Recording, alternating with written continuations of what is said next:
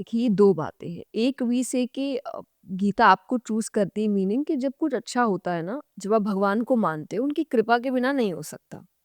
तो उन्होंने चूज़ किया है।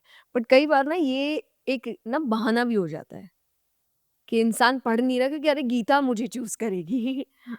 तो गीता कोई आके उठ के नहीं आएगी कि अरे प्लीज़ मुझे पढ़ो। आपको एफर्ट तो देना पड़ेगा। चूज़ करने का जिस दिन वो आपको समझ आ जाएगा प्रॉपर्ली, जिस दिन वो आपकी लाइफ़ में उतर जाएगी, उस दिन गीता ने आपको चूज़ किया। बट आपको खुद तो एफर्ट लेना पड़ेगा ना। आपको पढ़ना पड़ेगा, एक बार नहीं समझ आया, 2 बार पढ़ो, किसी से पूछो जो उसको जानता है। बिकॉज़ वो लाइफ़ चेंजिंग किताब है, दैट इज़ फॉर श्योर। और ऐसा नहीं है कि सिर्फ़ इस जनरेशन में, वो कितने जनरेशन से चलती आ रही है वो किताब। और वो बात आज की जनरेशन बोल रही है, कॉर्पोरेट्स बोल रहे हैं। अब एक ही बात आध्यात्मिक व्यक्ति भी बोल रहा है, कॉर्पोरेट में भी बोला जा रहा है, आर्टिस्ट भी बोल रहे हैं। एक किताब इतने सारे प्रोफ़ेशंस को कैसे ठीक कर सकता है? तो कुछ तो है ना उसमें बात। तो आपको एफर्ट तो लेना पड़ेगा। सो स्टॉप सेइंग कि अरे वो मुझे चुनेंगे तब तक तो मैं खाली बैठा रहूँगा। You make an effort. वो आपको समझ जिस दिन आ जाएगी उस दिन समझ लेना भगवान ने या गीता ने आपको चुन लिया।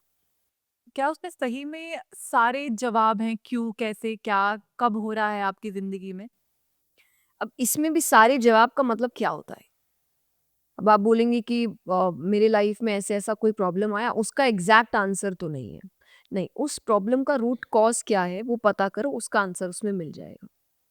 तो Gita is all about how to live a life, एक बैलेंस्ड लाइफ। इसे जब आप पढ़ने जाओगे, 1 मैं आपको पहले ही बता दूँ और ये मेरे साथ भी हुआ है। तो ब जो जो बचपन से इन चीज़ों में पड़ी हुई है, जिसने बचपन से स्पिरिचुअलिटी निभाई है, जिसने बचपन से स्क्रिप्चर्स पे ही ज़्यादा ध्यान रखा है।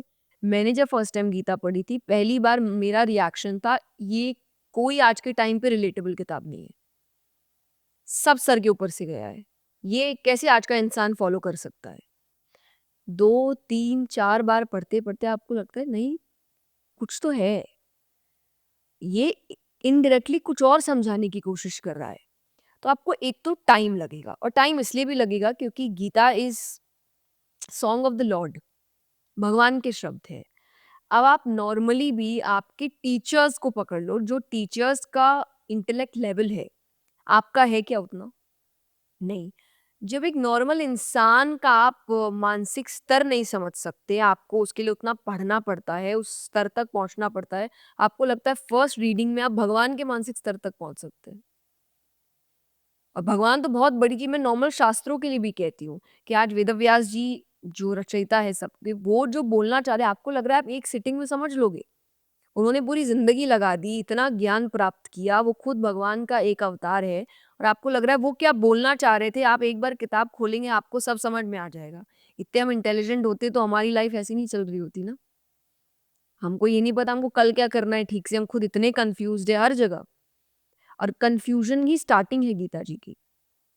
If you see Arjun was confused, और कन्फ्यूज़्ड भी एक ऐसी सिचुएशन में जो सिचुएशन के कुछ चीज़ें ही नहीं है। नॉट दैट उसने पहले युद्ध नहीं किया था, युद्ध तो उसने किया ही था, आज परिवार से करना था। ये उसके लिए बहुत चैलेंजिंग था। लड़ाई तो बहुत अच्छा करता था, उसने बड़े-बड़े राजाओं से लड़ाई की और जीता है, पर आज उसको उनको मारना है जिनके साथ वो खेला है।